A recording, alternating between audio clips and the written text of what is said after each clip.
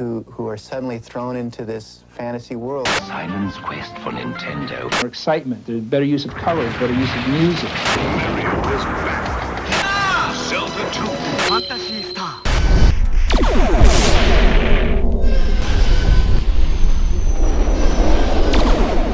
It's the video game years, and get ready to skate into 1988. The systems, the culture, the games. Bill and Lance battle an alien invasion. Contra just heightened your senses. A landmark football title hits computers.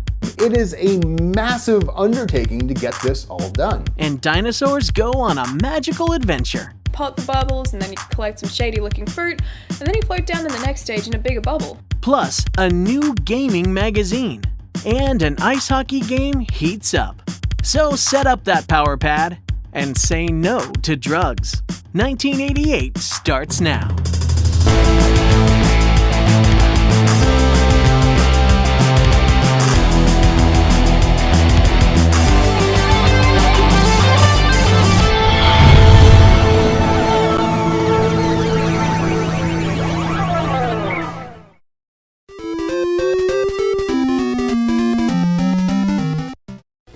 Anticipation was marketed as like the first adult party game on the NES. It's kind of based very loosely off of Pictionary. Up to 4 players can play Anticipation, but then again, you've got to find 3 other people that are willing to play it. You have a game board and you're going around and the computer draws things and you have to guess what it is. Once you think you know what the picture is going to be, you have to buzz in and type the word.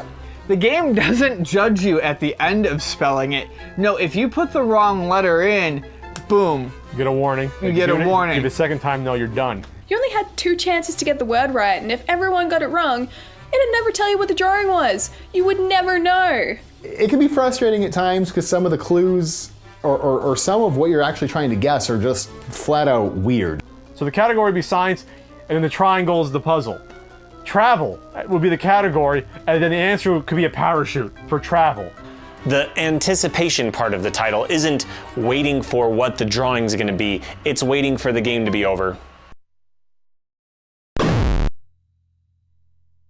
Abrams Battle Tank is a tank simulator game developed by Dynamics for DOS.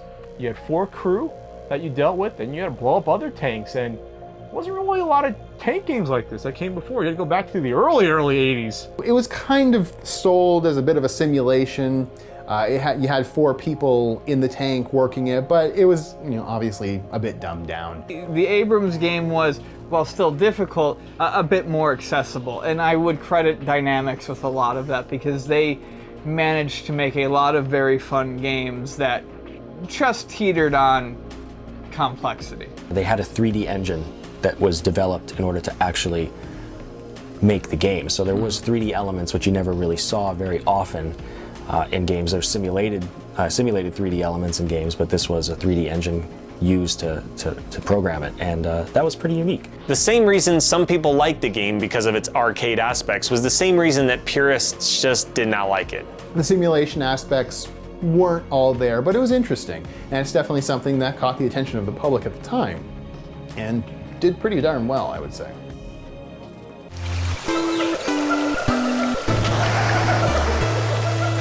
So Contra is a run-and-gun action game that was designed and released by Konami. Contra doesn't just have side-scrolling levels, it also has levels that take place from behind the back of your characters as you have to shoot out targets and then move forward into the next room. While the game had success in the arcades, much of its popularity stems from its release on the Nintendo Entertainment System. The arcade version was built with a more vertical screen, and I believe this was to accommodate what they probably saw as a draw, which were the more vertical levels in the game. The music is amazing in Contra. It has instantly recognizable themes. Yeah, very memorable. Yeah, and the sound effects, I mean, you hear them, it's like, that's from Contra. Yeah. You had a bunch of different types of guns. You had the laser rifle, you had a fireball gun, you had the magnificent spread gun that shot bullets all over the screen. Contra just heightened your senses because you couldn't let your guard down ever. All the enemy bosses are very well designed, and almost all of them you have to figure out how to defeat them in a different way. They're not just shoot at a random, stationary object. Contra made the Konami code that gave you 30 lives famous, but Gradius was actually the first one to use it. Easily one of the hardest games I've ever played, until you put in the code, and it becomes one of the easiest games you've ever played. Contra is a game that teaches patience and pattern recognition and really prepares you for a lot of the harder games on the NES. A lot of people complain about that game is too hard. I don't think it's too hard. I've only beaten Contra a few times, and I've never been able to do it without the code. I know it's pathetic. The Famicom version had a lot more animation in the backgrounds, like the trees blowing in the breeze, the snow falling. It had extra cut scenes. Yeah. Much of the game's popularity actually stems from the fact that you can have 2 players on screen simultaneously running and gunning. This was a feature that was actually fairly uncommon at the time of Contra's release. Some of my fondest memories of playing the NES was playing Contra with a friend. It's like a good album. You are going to put Contra into your system over and over again, and you're going to keep playing it.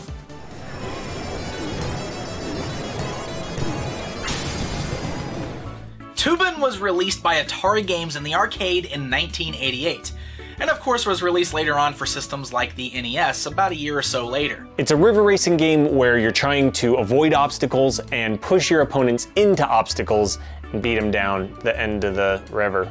And you throw like soda cans at alligators and fishermen trying to get in your cool Toobin ways.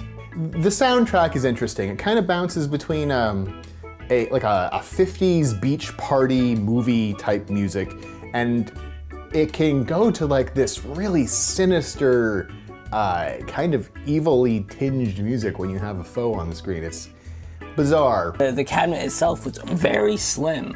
It was like a very weird design. It was very tall. It was, yeah. And a lot of it was a marquee, but it was kind of like a slim machine too. The arcade had a unique scheme where you had a paddle with left and right arm, so you had to go back and forth. In the turn, you would just use one or the other, just like how you would realistically float down a lazy river. Extreme tubing!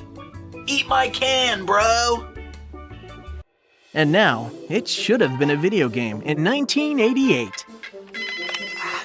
Oh, hello, I'm Eric, and here's the stuff from 1988 that should have been made into a video game, but wasn't. In movies, the bear for the NES. Run frantically from hunters in this action platformer, but be careful to avoid the hallucinogenic mushrooms because they will really trip you up. Far out, man. Rain Man for the NES. Allow your brother to take the wheel and drive you around without crashing. Innovative gameplay will have you using both the first player and second player controllers as you lean over to help your bro out. Of course he's an excellent driver. They Live for the Sega Master System. Get some use out of your Sega 3D glasses and light phaser as you try to sort out who's who and what's what in this innovative shooter. Put the glasses on to see who's an alien and who's human, but you have to take them off in order to see the ammo and power-ups. I have come here to chew bubblegum and kick ass, and I'm all out of bubblegum.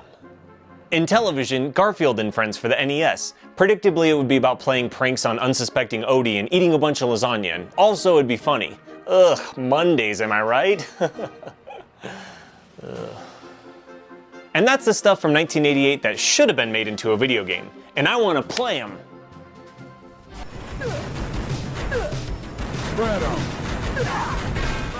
NARC was a violent run-and-gun shooter that was one of the first that was targeted by parents because of its content. So in NARC, you play as 2 heavily armed, I might add, narcotics agents, who on each level are out to either kill or arrest a certain number of these types of dealers. Drugs are bad, because in the game you're basically beating drug lords, but guns and violence and killing people, not so bad. If you look at it, it just says no, not just say no. No, they couldn't get the license rights to the just say no sort of campaign, which is funny. The game was already pretty violent, but when you shot him with a missile launcher, you just body parts everywhere. And then what are you supposed to do with the hot furry? You're supposed to run over all the drug dealers. If Nancy Reagan could make a video game and she was, had the mindset of Arnold Schwarzenegger, this is the game that she would want to make. Very difficult game. It's fun. It's a product of its time. NARC, just say no. Excuse me, just no.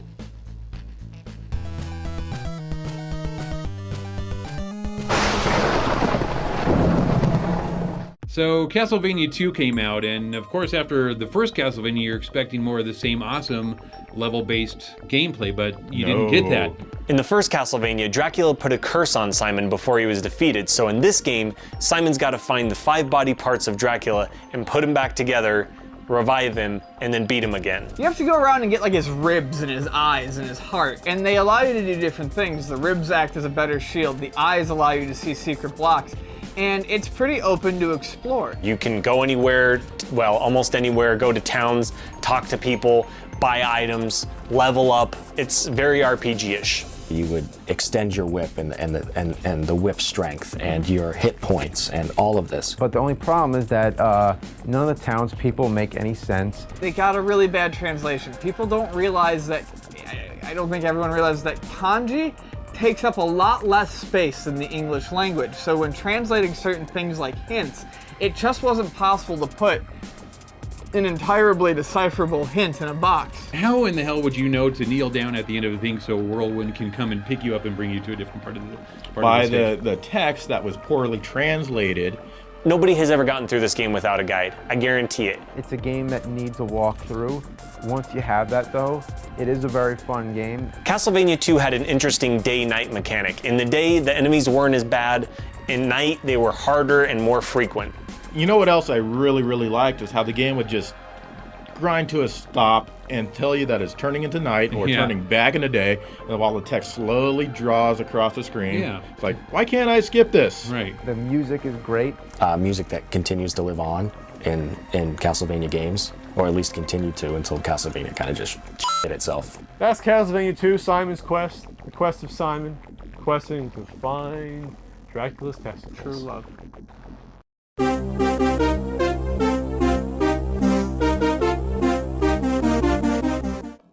1988, SSI releases Pool of Radiance for the PC. It took from the actual Advanced Dungeons & Dragons rule set, things that Wizardry and Ultima could only vaguely do without getting a lot of people pissed off at them. And it started like any RPG. You would roll your characters, pick your classes. So you could have 6 people in your party that you put together, you could customize them, you could customize their little battle sprites. It felt like you were playing Dungeons & Dragons on a computer. It was masterful in fleshing out the world you were in. It described so much of what was going on. You had to interact with a lot of people and discover, plot lines going through in this story. It was very, very impressive. I just think that it's cool that the complexity of role-playing games in terms of all the rule books, all the things you can do, you can now simplify it into a computer game. Pool of Radiance is the first of the SSI Gold Box games. The interesting thing about the Gold Box series, and it was done before in Wizardry, but you could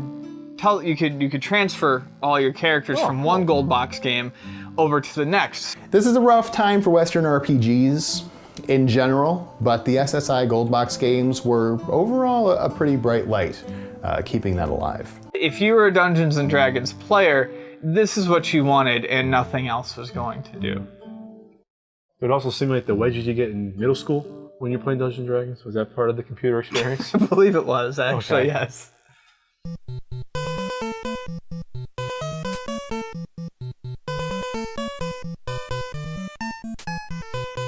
Ghostbusters on the NES was like the E.T. from the 2600. It was an extremely popular movie that was terrible when put on a home console. Ghostbusters for the NES was originally made by Activision, released on many platforms back in 1984. So already it's a bit dated. What makes this game so bad is that even to get to the actual Ghostbusters, you have to drive in these awful, almost never-ending sequences where you can run out of gas. The goal of the game was to stock up on equipment and make money to complete your goal, which is just busting ghosts. Enough PKE energy stores up, and then the Zool building. You inexplicably have to mash buttons as you climb the stairs.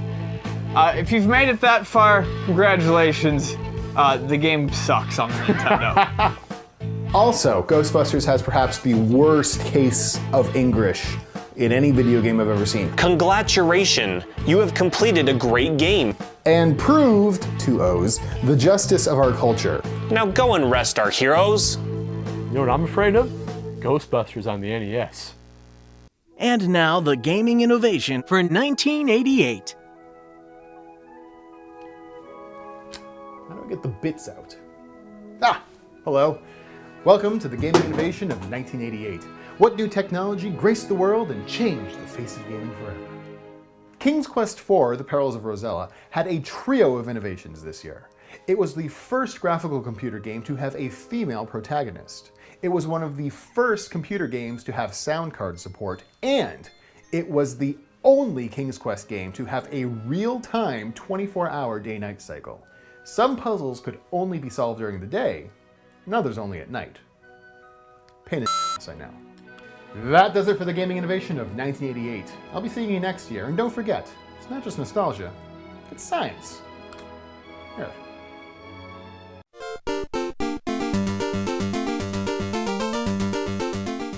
RC Pro-Am is a genuinely fun game. It was made by Rare, who later would go on to do awesome things.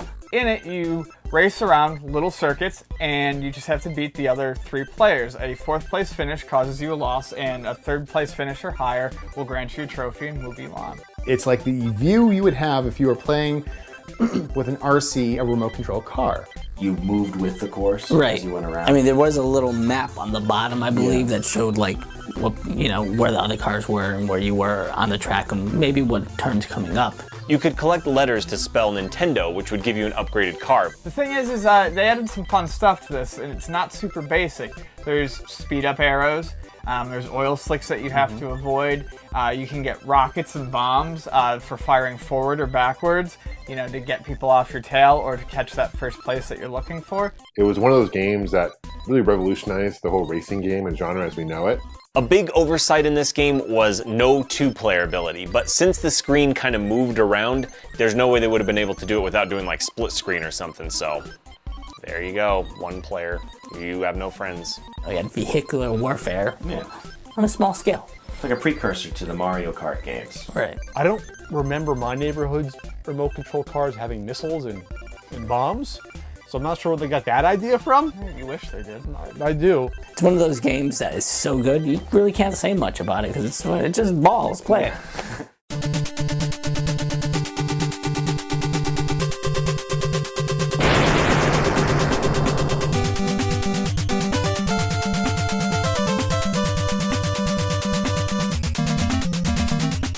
Blaster Master is a really interesting entry on the NES. It's multiple genres just compacted into one. The plot inexplicably involves the main character Jason following his pet frog Fred through a hole. A guy named Jason who is riding in the Sophia tank car thing. I've heard of people naming their vehicles before, but your tank is called Sophia the Third. What a name. In Blaster Master, you maneuver side-scrolling levels in your tank, and the tank can aim up and down, and it can jump, and these are fairly standard platforming segments. You get out as a little guy and you run around and swim around and go up ladders and into doors, and then you got the overhead stages. Each side-scrolling level has multiple doors. When you get out of the tank, you can go into these doors, and you enter a top-down Zelda-like action stage, where you often find power-ups and the boss of the level. Blaster Master was also very much a non-linear game like Metroid. I mean, a huge sprawling world that you could get lost in, literally. The levels are just really cool. Like, I love the graphics and the design because it's just so kind of wild looking, but it's so neat. There's so many cool things to look at.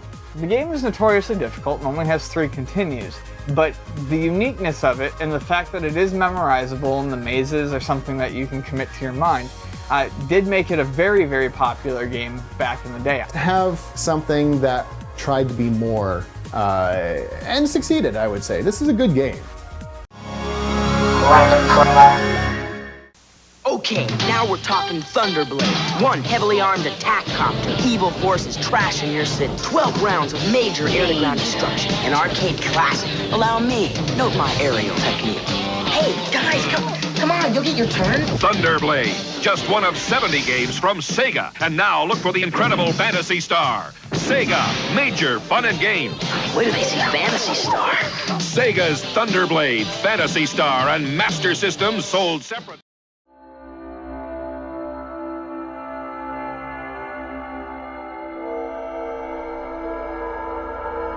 So Wasteland is this post-apocalyptic RPG that came out in 1988, and it's groundbreaking in a few ways. It's one of the first games to have a real persistent world. It took 5 years to develop the game.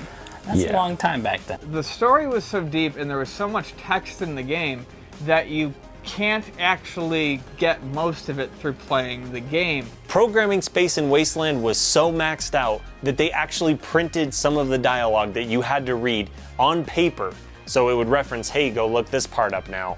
So many things just relied on magic and swords, and here you have post-apocalyptic hunters and raiders and things like that, and it's an exciting new world to explore. Interestingly, NPCs could join the team and could also temporarily refuse to do things you asked them to do. It really, really set the tone for so much that came afterwards. Definitely influenced other games down the line. I think Fallout in particular is influenced from or by Wasteland, and not just in the setting, but in the way that it's very open. You know what's hard to find usually in the Wasteland? Nice socks, surprisingly. Yeah. Mm-hmm.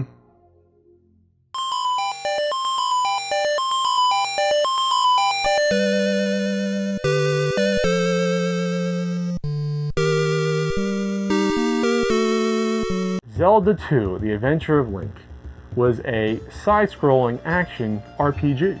Ganon's minions are trying to kill you so they can sprinkle your blood on the ashes of Ganon and make him come back to life. So when you die, you see the silhouette of Ganon laughing, and you hear him laughing. It scared the crap out of me as a kid. Scared the crap out of it still scares me. The overworld map is what you use to move around between villages and different palaces in Zelda, and in that way it resembled the first, the original game in the series. But all the towns, all the palaces were side-scrolling. I always preferred the top-down perspective of Zelda, and I think it was really hard for me to get used to the new side-scrolling levels on here. You had a magic meter, you could actually level up, walk around in town and talk to NPCs, so it was very much like an RPG. Basically, you gain experience points, and you can use those experience points to increase your health, your magic, or your attack power. You also can gain magic spells along the way. Going to a village, you meet a wizard who would give you a new spell to use, and these spells are very useful. They could make you stronger, they could... Turn you into a fairy? It's an oddball in the series, but I really enjoy it. It is a hard game. It's probably one of the hardest games in the series, I would say. The game gets so hard so early. Like, the first stage is not too hard, but then right after that comes Death Mountain, and it's the hardest friggin' part of the whole game. The battle in Zelda 2 was very challenging, especially the Iron Knuckles. Like, it took forever to beat them because they'd block every time you'd stab at them. It took forever. The fleshed out combat added with the fact that you could get spells and that you had experience points really makes this the most RPG-like Zelda that they've ever made. I remember at the time when it was released, it was a badge of honor for people to say what they've gotten to or whether they beat it or because it was so tough. Yeah. It was Nintendo hard.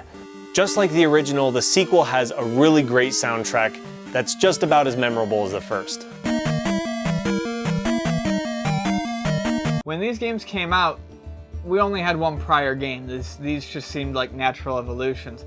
Now that we have a whole lineage of games that play more similarly to first entries in the series or whatever, it's easy for someone to look back and knock these games. Even though this game was so different and people like me didn't really give it a chance at the time, I'd kind of like to see Nintendo give this another shot. I think it'd be neat to see a new Zelda game done in a side-scrolling style.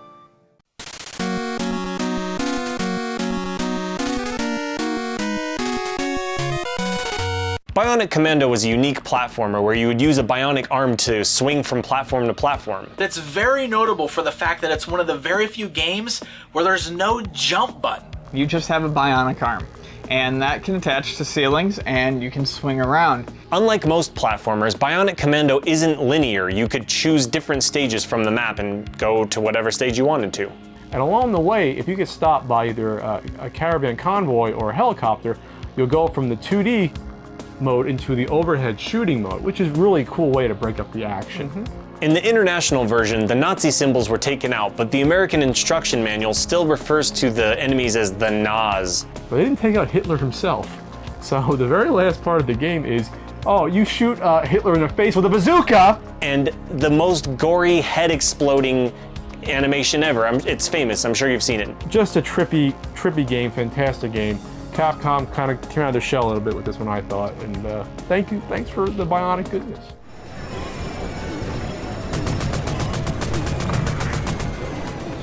Cabal, published by Taito, was really the first third-person shooter which helped establish that genre. Basically, you're a commando of some sort that's shooting at nondescript enemies, making everything go explodey. You're a soldier who can run back and forth across the screen using a trackball, and you have a machine gun that you can aim around the screen, as well as grenades. While you were shooting, you were really vulnerable because you couldn't move, so you had to make really good use of the cover around you. It's like a shooting gallery game. Yeah, it's kind of a predecessor to like NAM 1975, maybe like a Wild Guns even. Now instead of just aiming around and shooting at a static screen without much in the way of the ability to dodge, now you can move around, and it just overall, not only is it more fun, but it feels more fair. You don't feel like you're taking as many cheap shots. I like how Cabal is like this serious war game, but when you beat a level, your guy like skips into the distance. He's just running, ah! Gonna prance around to the next level, arms up in the air, yay! Death and destruction!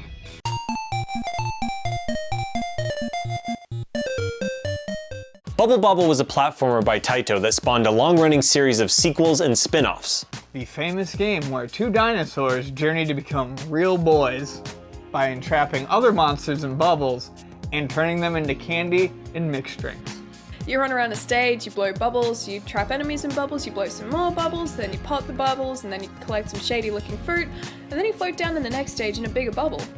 What's fun is that the later levels get very tricky, and you have to learn how to do things like bounce on the bubbles, and make use of certain special bubbles that come through the stage that can turn you into a wrecking ball, where you'll plow through everything, in the path. The music was written by Japanese group Zuntata, and they made one of the most catchy themes ever. There's a lot of levels. There's almost too many levels to this game. If you beat it by yourself, you got the bad ending. If you beat it with a friend, you got the good ending, but you only got the true ending if, after beating that one, you beat the super hard mode. The original 99, grab the gem, do them all over again, do the 20 bonus levels, beat the boss with 2 players, and then, and only then, do you get the actual ending where you turn back into little gentlemen. The last boss of the game was called Super Drunk. Oh yeah, you're Bob. You're having a bubbly good time. If you beat the game in Super Mode, the true ending revealed that Super Drunk was actually your parents under a spell. They were just super drunk.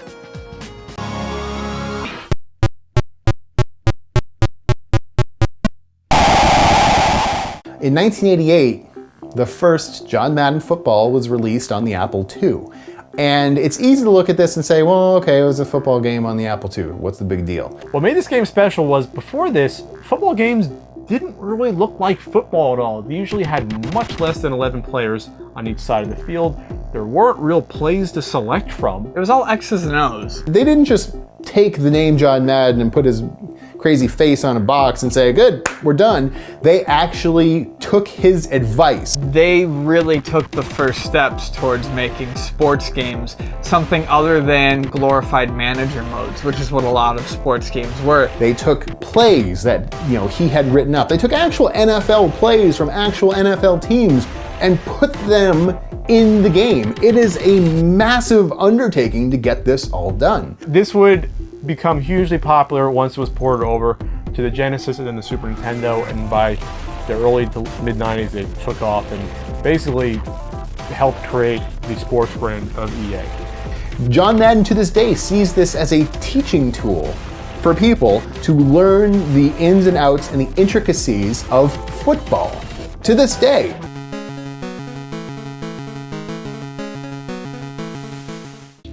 It's time for surf and skate and fun in the sun with T&C Wood and Water Rage. Basically kind of like, almost like, I don't want to say Olympic, but you had different games, kind of similar to a skate or dive. But this one had surfing, had skateboarding, and they're just different obstacles. In the surfing competition, all you have to do is go from left to right and gradually get to the pier to move on to the next level. And then there was another skateboarding level where you would have to just, again, avoid the obstacles, jump over, big pots in the freaking ground for some reason. I always found the timing, or maybe it was the collision detection, to be just a touch off in the skating segments, Really? but once you accommodate for it, it's actually pretty darn fun. You're surfing, you're skateboarding. Oh, by the way, you're like a gorilla or a tuxedo cat. So that's interesting. That's an interesting twist. It's not the deepest game, but I mastered the skating level as a kid, and you get into that groove, the music keeps going, and you kind of just get into it. You kind of get into the game. And now, the popular pinball games of 1988. Ian here with the popular pinball machines of 1988. Cyclone by Williams. This sequel to Comet has ramps galore and a rideable Ferris wheel.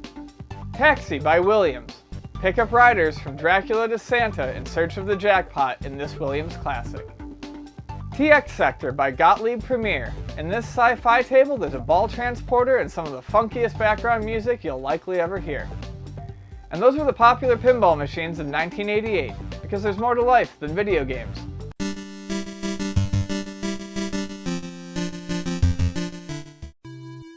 Man, Blades of Steel is the hockey game that everyone remembers for the fights. That's all I would do. I would just get into the fights. It was my favorite part of the game. The fights are cool though, because you could block up or down, and you can punch him in the face or punch him in the gut. I would do the fights. I would just spend the entire time not trying to score goals, because winning, what? I just rammed into other players the entire time trying to get into fights. The game featured voice samples that sound as good as you'd expect. Blades of Steel. Blades of Steel. Blades of Steel. It was a cool game, but it's another example of a originally vertical arcade game being transformed into a horizontal game on the NES. It's not deep in terms of strategy. It's undocumented, but the teams are actually different in their strengths and weaknesses. Other than that, though, it's just a fun, arcade sort of experience on your NES. NES would try to emulate on the televised broadcast. And you saw a lot of that with games like Bases Loaded, and trying to make it look like how you watched it as a sport on TV. There are nice little touches in Blades of Steel, like an advertisement for Contra, and you can actually play a little bit of Gradius. It's pretty cool. Really fun game. I love it. Good music on top of it. Great experience. Hockey fun for everyone.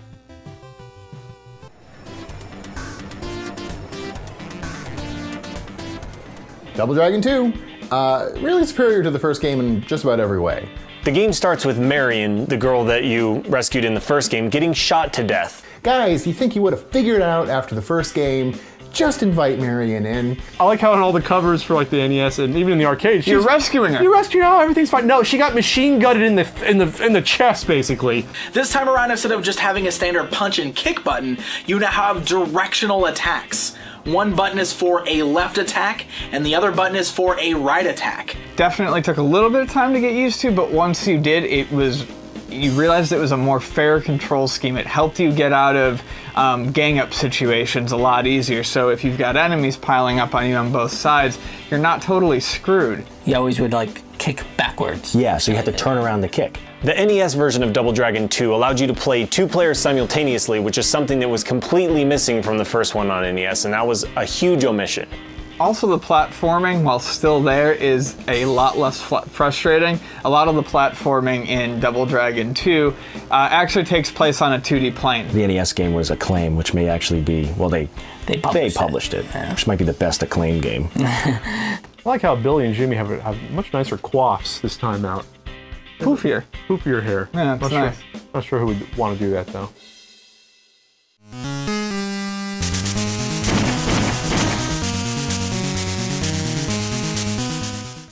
Golgo 13 Top Secret episode is based upon the longest running manga in Japanese history, which was written by Takeo Saito. The game seems like it got past Nintendo censors because it's sort of weird. Despite Nintendo's restrictions, the game still had blood, a swastika made it into the game, and there's even a scene where your character smokes a cigarette and gains health. It's kind of like a thriller, there's twists and turns, there's backstabbing. It's a very adult-themed game. You literally have sex in the game. Like it's insinuated where you lay down with a woman in bed. And I'm like, this is a Nintendo game.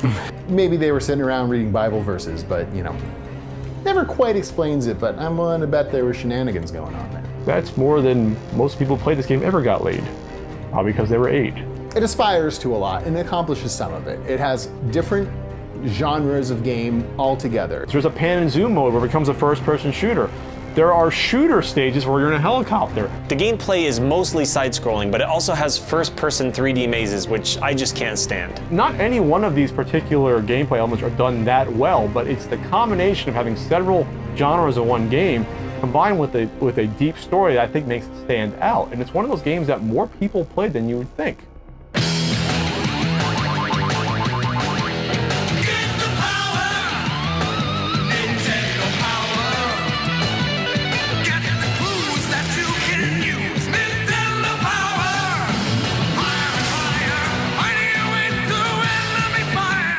Nintendo Power was the actual bi-monthly successor to the Nintendo Fun Club newsletter. Yeah.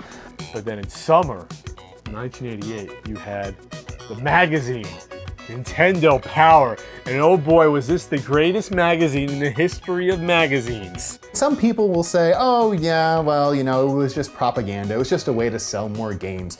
Yes, but it was a really good way to sell more games. It actually gave value to the people who were playing video games at the time, to the kids. Nintendo Power was an interesting magazine. Great coverage of Nintendo titles. I felt their Sega coverage was a little lacking. It was a Nintendo-run magazine, and each issue had a number of reviews, previews called pack watches in the back.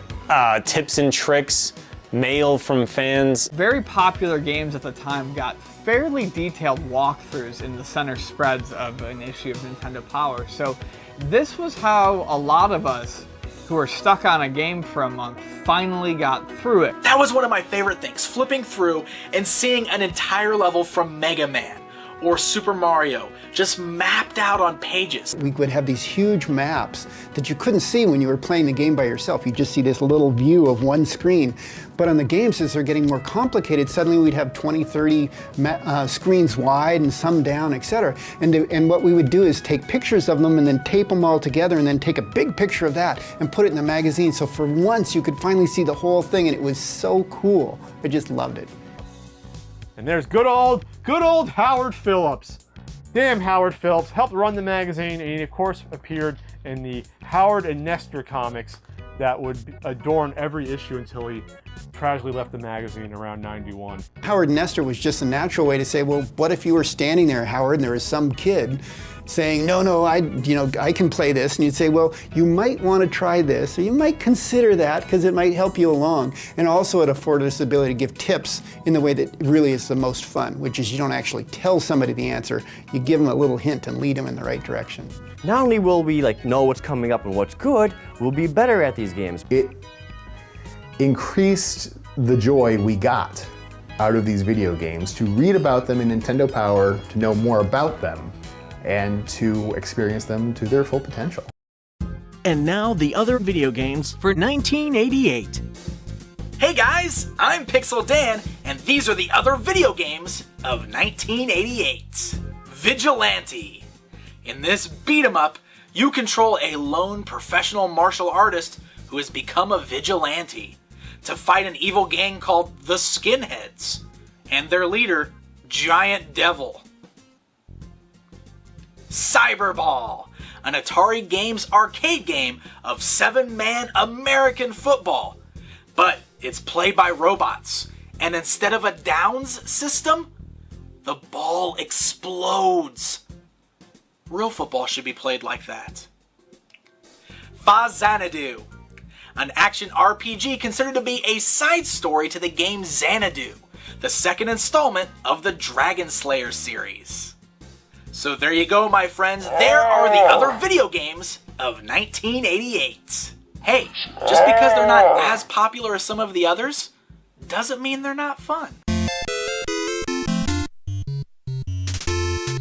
Adventure Island is a platformer known in Japan as Takahashi Meijin's Adventure Island. Adventure Island is actually an adaptation of Sega's arcade game Wonder Boy. Hudson was able to license the game, but not the Wonder Boy character, so they had to create their very own character, and they came up with Master Higgins, a dopey little guy. And as you run and jump, you'll be able to collect fruit. Sometimes it's hidden and it shows up after you've jumped through the air in the spot that it is. It's a fun platformer. It's a little tough. You gotta keep eating fruit to stay alive. Most enemies will kill you in 1 or 2 hits, or if you trip on a rock, you'll take some damage. You can get a fairy that will protect you for a short time, or an eggplant, which for some reason just saps your energy. It keeps depleting your health. You start with a stone axe that you can throw, but you can also get fireballs as well, and you can get skateboards to ride. At the end of each area, there was an end stage boss, and to defeat him, you had to throw hammers at him until his head fell off. It's a great game, and it did have a few sequels that were, they ended up being quite different, but this one is one that it's just fun to play almost at any time.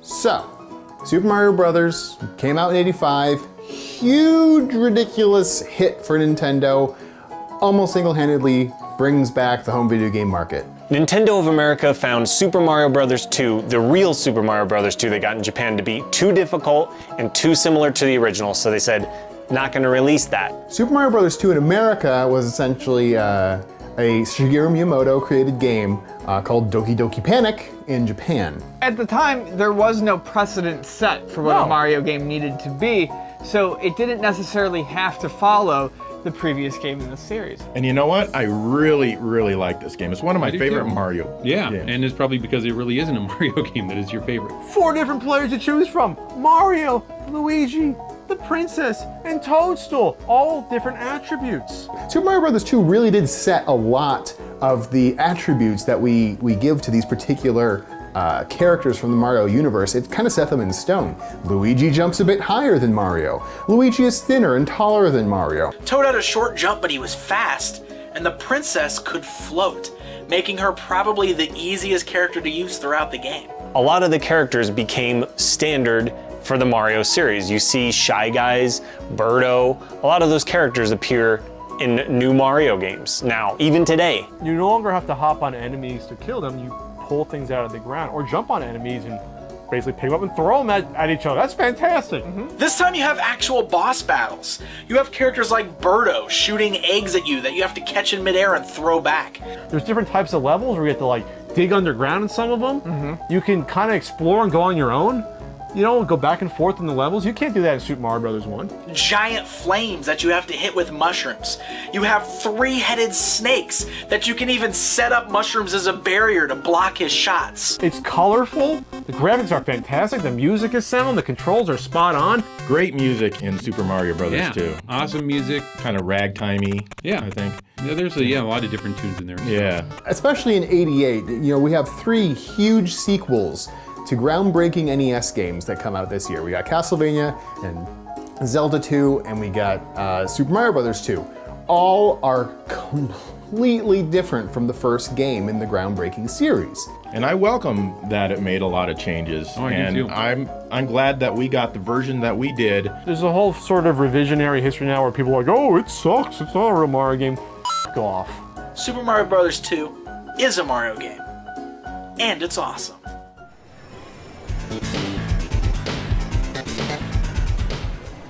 Chase HQ is actually a really excellent racer slash chaser, if you want. I just made that up. We're gonna have a racing game where you're a cop and you have to track down potential criminals, alleged criminals, by smashing into their car until they can't drive anymore.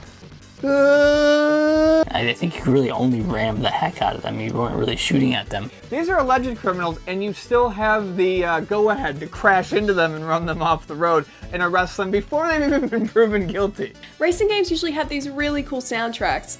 Look at something like Outrun. It's got Magical Sound Shower, Passing Breeze, Splash Wave. I'm sure Chase Headquarters music would be just as cool if you could actually hear it above all the... This game is also very good with the voice samples. You know, none of this. You're under arrest on suspicion of armed robbery and murder. You wouldn't always see the bad guy at first. And then when you did, it'd say like bad guy or enemy, and the siren lights would go on the arcade cabinet, which is really cool. That's cool. You're actually hitting the bad guy, the criminal, to try to apprehend him. You can listen to yourself saying things like, oh no, I'm almost in, one more hit. They knew it was ridiculous just to smash these cars until they were literally on fire and almost exploding. And your car was almost never damaged at all somehow. It's just fun. When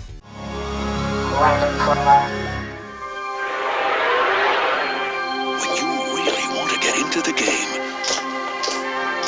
get Tengen R.B.I. Baseball. The only video game licensed by the Major League Baseball Players Association for your Nintendo. It's you and the pros for Roger Clemens here. Flash Vince Coleman the steal sign. Let Gibson swing for the fences. It's going! R.B.I. Baseball, the one the pros pitch.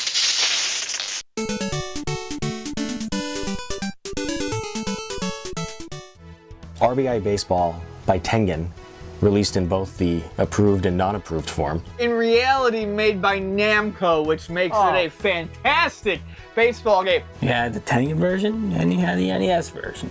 Illegal, legal. R.B.I. Baseball was the first console game to be licensed by the Major League Baseball Players Association. It had the Boston Red Sox team that was the same team that had Bill Buckner and blew the 1986 World Series. It's a very simple game, but the action is very arcade-like, and the gameplay is smooth and easy to grasp. And you could see the first and third basemen. It had like close-ups of them, the first and third bases. And then when the ball went into play, you would go to the field view. It was, it was well done. It was interesting. It's like an arcade baseball kind of game. There's actual players in it with their real-life attributes, I guess you could say, but they all look like short, chubby, little chibi characters. They're just cute. It wasn't like a full season mode or anything, but you could have a ball playing baseball, R.B.I. Baseball, on your NES. They definitely beat baseball by Nintendo.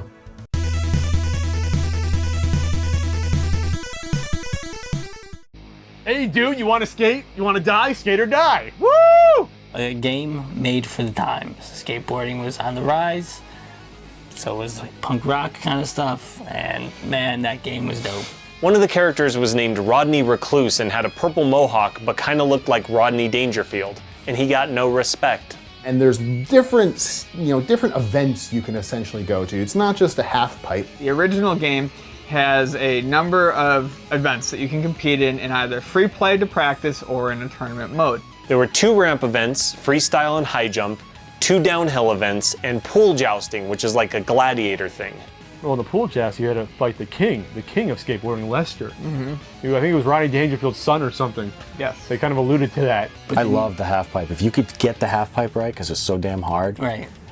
It felt good if you got it right. You had the street race where you can punch your opponent while you were going along. This game was the 80s to me. I mean, skateboarding's popularity, the attitude, it had it all. My favorite thing about Skate or Die, just attitude-wise, is I believe it's in the downhill jam, where at the end there's the cop car, and if you can ollie onto the cop car, which is much harder than it seems, the sirens on the cop car go off, which I thought was a nice touch.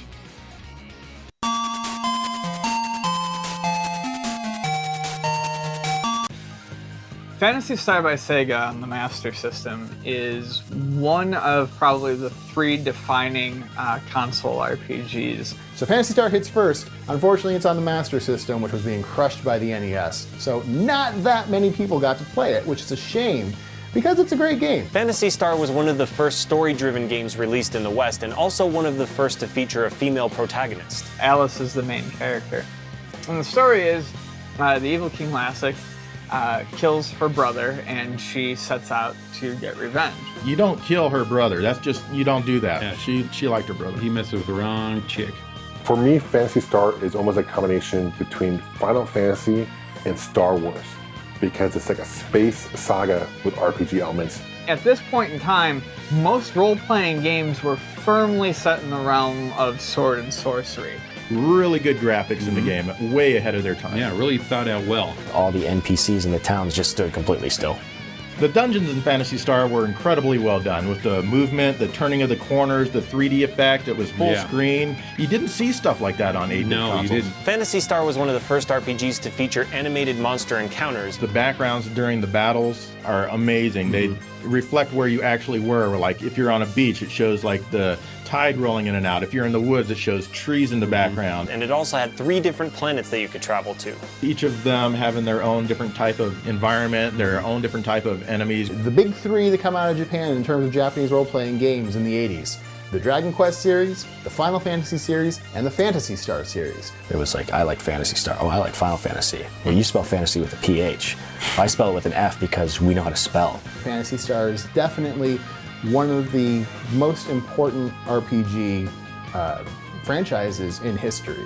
It's really an amazing 8-bit game, and it's a testament to what you could do on an 8-bit system.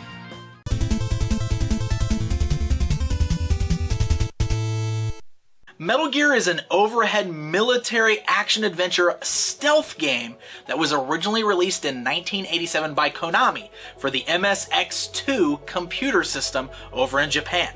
And in 1988, it was brought to the Nintendo Entertainment System. So you play as Solid Snake, and you have to infiltrate Outer Heaven and destroy Metal Gear, but stealthily. Getting into fights in this game is even more deadly than it is in later entries in the series. You do not want to wake up guard dogs. You do not want to alert any sort of guards at all. It's not the most transparent game in knowing what you need to do. Kind of like Zelda where you can kind of go everywhere, but Metal Gear was, you had a set goal, but just different ways of approaching it, and that just blew my mind as a kid. I love that. You know, you had binoculars so you can see the next screen over. That's a cool concept, right? You had to find key cards, but sometimes you didn't know where the hell to go with the key cards, right? That's part of the fun of Metal Gear. Trying to figure out what weapons you use to defeat the bosses, things like that. There were a lot of changes to the NES version that led to Kojima straight up disowning the game. They actually changed Metal Gear to a computer at the end of the game. There was some pretty bad translation, including lines like, "The truck have started to move." If a guard feels asleep, you should probably just let that guard feel asleep. Interestingly, for games at the time, especially on the NES, cigarettes were an item that you could use. In fact, I think it's the only item that you start with. Yeah, and eventually had a sequel on the NES that wasn't really... Yeah, Snake's Revenge. Yeah, let's not talk about that. Yeah. Snake's Revenge is just garbage. Metal Gear was Hideo Kojima's first game, and the poor guy is still doing them. He wants to work on other stuff, but he'll probably be doing Metal Gear forever.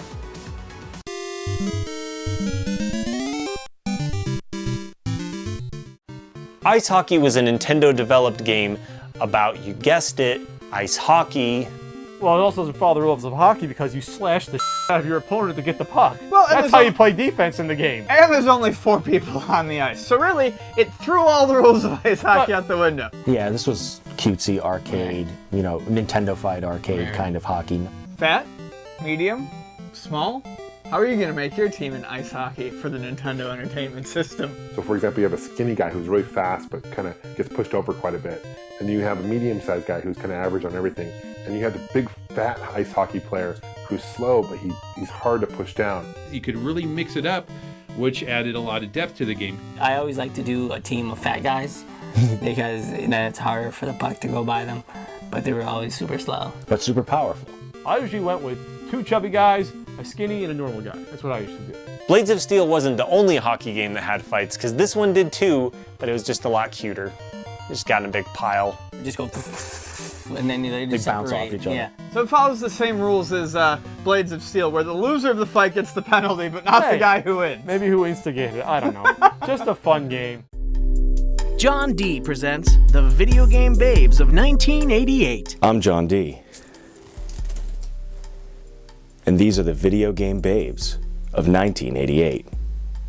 The Healing Lady from Zelda 2. The I don't know what's going on in that house, babe. Alice Landale from Phantasy Star. Vengeful Babe. Princess Toadstool from Super Mario Bros. 2. The I can dunk from the 3-point line, babe. And the girl at the end of Checkered Flag. The I should probably sue this racing team, babe. Inappropriate. Inappropriate. And those were the Video Game Babes of 1988. Did you ever know that you're my hero?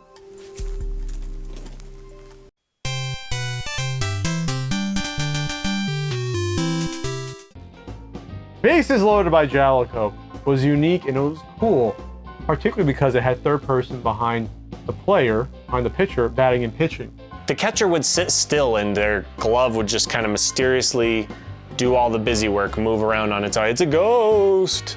Certain players on each team, if you did throw the ball and hit them, they would charge them out, which is hysterical. We'll actually cut to the big screen in the stadium and actually show the batter going up and beating the crap out of the pitcher, which is awesome. Or if you strike out somebody looking on multiple occasions, you hear "you bum" out. Like you'll hear the umpire call you a bum. But this game added some nice firsts for the NES. You had a season mode, which was cool at the time. I may have played Bases Loaded on the NES more than any other game on the NES. Probably one of the most common NES games in existence because people love baseball. Kids love baseball. Bases Loaded was a really fun, really visually appealing baseball game on the NES, more so than any other. So this was the beginning of like baseball games, at least on consoles, really trying to go for a little bit of realism. So for that, Bases Loaded, thank you very much for making our summers more fun.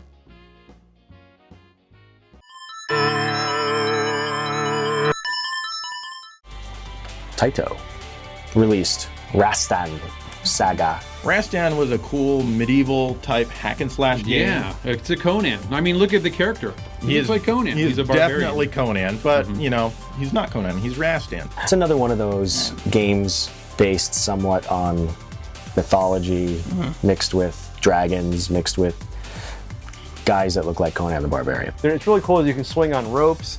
You go up and down ladders to different parts levels. You can upgrade your weapon. It's just very smooth. What sets it apart is that it is a very difficult game. It's not unfair, it's just difficult. And I like how when you hit the enemies, at least in the Master System version, they explode into a splat of blood. Yeah. So cool. Yeah, that was cool. Yeah, blood juicy. makes any game better. It's the kind of game that makes you earn its respect. Otherwise, you're just gonna be crying a lot.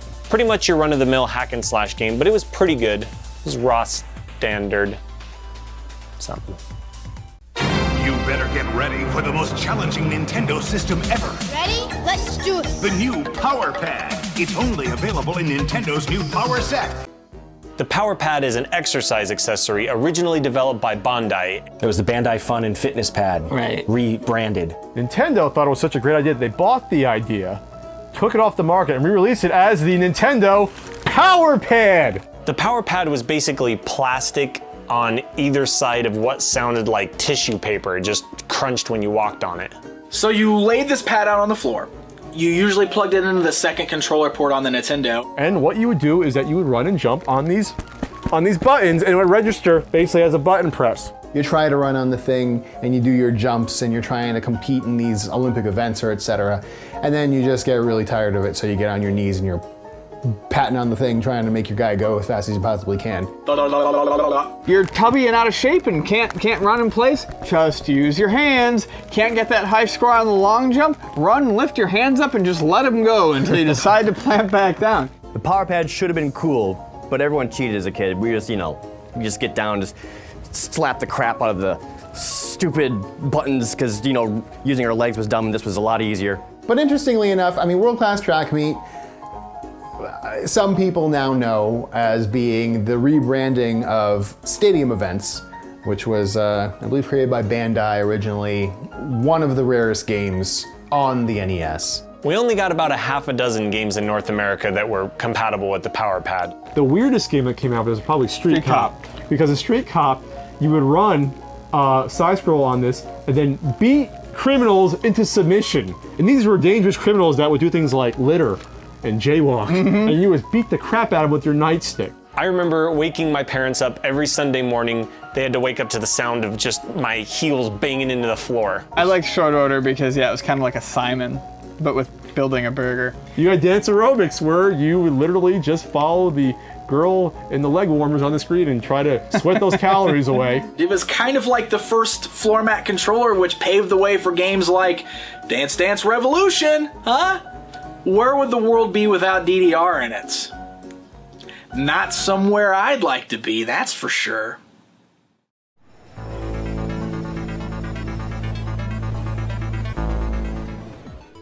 Bad Dudes versus Dragon Ninja. So Bad Dudes is a side-scrolling beat-em-up, very similar to stuff like Double Dragon that we've already talked about. There's really cool levels where One of them, you're on top of a series, I guess, of tractor trailers. Bad Dudes is known for its intro cutscene that says the following: rampant ninja-related crimes these days, White House is not the exception.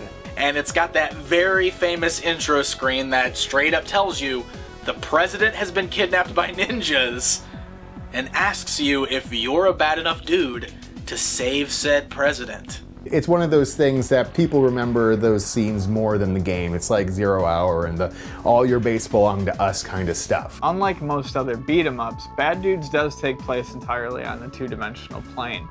Beat-em-ups to me seem to work better when you have room to maneuver. It was kind of cool. You would pick up weapons along the way, like the nunchucks, but the nunchucks wouldn't like fling like nunchucks, it'd like straight nunchucks. It's like bang, bang. You have 2 players potentially on screen, plus the enemies, and it's a matter of positioning yourself on platforms, and it just feels odd. The first boss in Bad Dudes was actually Karnov, who has his own game and was actually the mascot for Data East. We love Puppy Karnov. Why are you making him a boss? In the Japanese ending, Ronnie gives the characters statues of themselves, where in the American version, he's just like, let's go get burgers. You think he picked up the tab?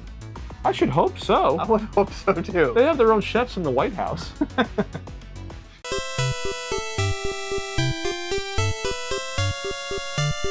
Got your jammies on? Let's play some Milon's Secret Castle by Hudson Soft.